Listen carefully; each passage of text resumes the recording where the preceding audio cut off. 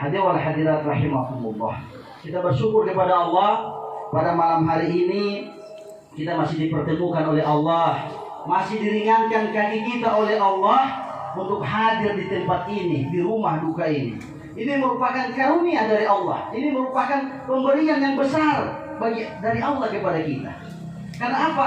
Dengan hadirnya kita di tempat ini jamaah sekalian, di tempat yang bagi kita sederhana, tapi dalam pandangan Allah ini tempat yang mulia. Karena apa?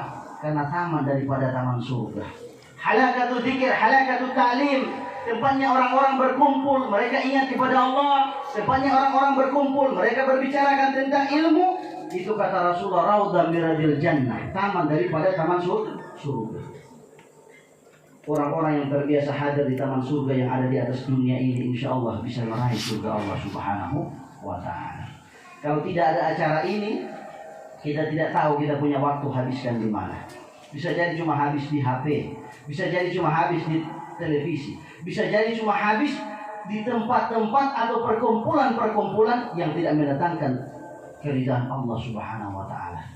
Sehingga ini perlu kita syukuri, dan insya Allah kelak di yaumul kiamah, duduknya kita di tempat ini justru duduknya kita yang akan menyelamatkan kita di yaumul kiamah. Hadirin wal hadirat rahimakumullah.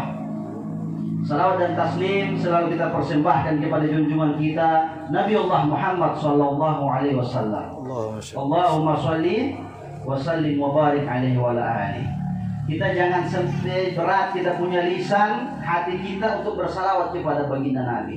Satu kali kita bersalawat kata Rasulullah, 10 kali dosa kita diampuni oleh Allah. Satu kali kita bersalawat kepada Rasulullah, Allah Subhanahu wa ta'ala akan mengangkat derajat kita 10 kali.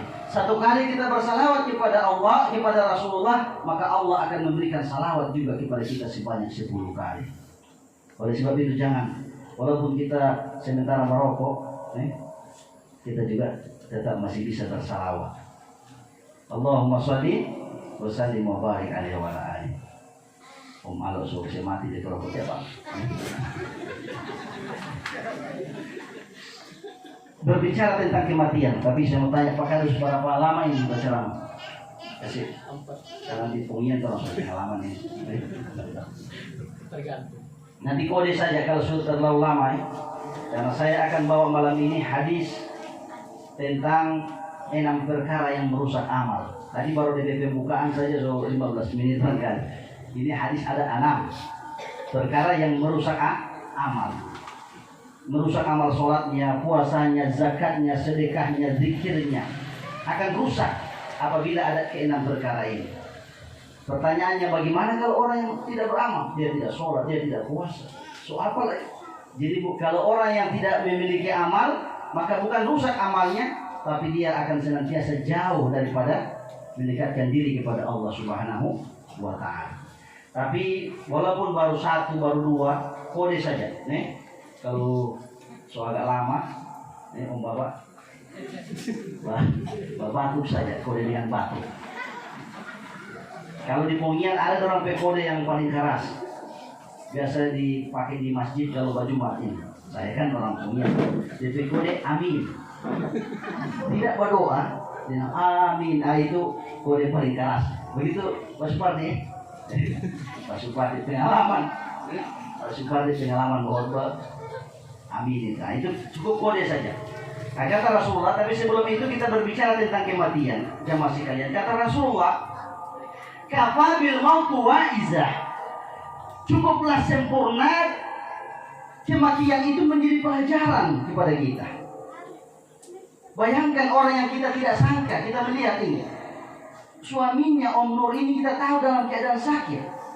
Tapi siapa yang dipanggil terlebih dahulu adalah istri yang dia cintai. Karena apa? Karena memang kematian ini adalah memang bagi kita hal yang biasa. Jangan karena setiap hari ada orang meninggal sudah jadi biasa, tapi kita tidak jadikan pelajaran.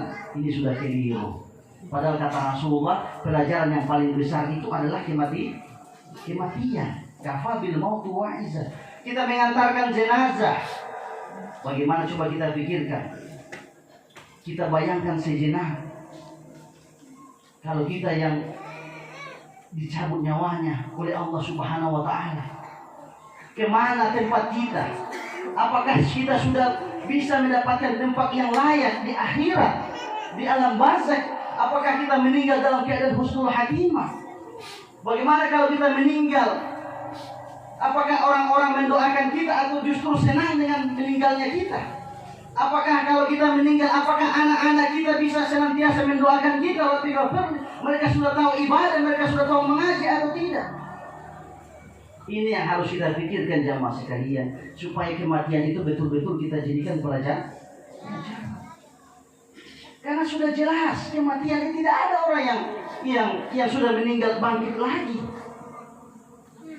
Sudah jelas kematian ini menjadi batasan kita atau menjadi penghalang kita dari segala kelezatan. Bayangkan jasad kita sudah di alam barzakh, sudah dikubur. Kita sudah tidak bisa kembali ke dunia, sudah tidak bisa ibadah, sudah tidak bisa sholat, sudah tidak bisa mengerjakan perintah-perintah Allah Subhanahu wa Ta'ala. Jadi pernah suatu ketika Nabi Isa alaihissalam, dia berdakwah kurang lebih 34 tahun sebelum dia diangkat ke bumi. Orang-orang yang beriman dia berdakwah itu hanya yang ikut hanya 12 orang. Kemudian orang-orang kafir itu menyatakan kepada Nabi Isa, kalau betul tentang ada alam, akan ada surga neraka, coba ini kalau betul kamu itu rasul, ini ada kuburan tua, coba kau bangkitkan orang ini. Kalau memang kau itu rasul, utusan Allah Subhanahu wa Ta'ala. Maka Nabi Isa alaihissalam berdoa kepada Allah. Kemudian dia datang di kuburan itu, dia mengatakan,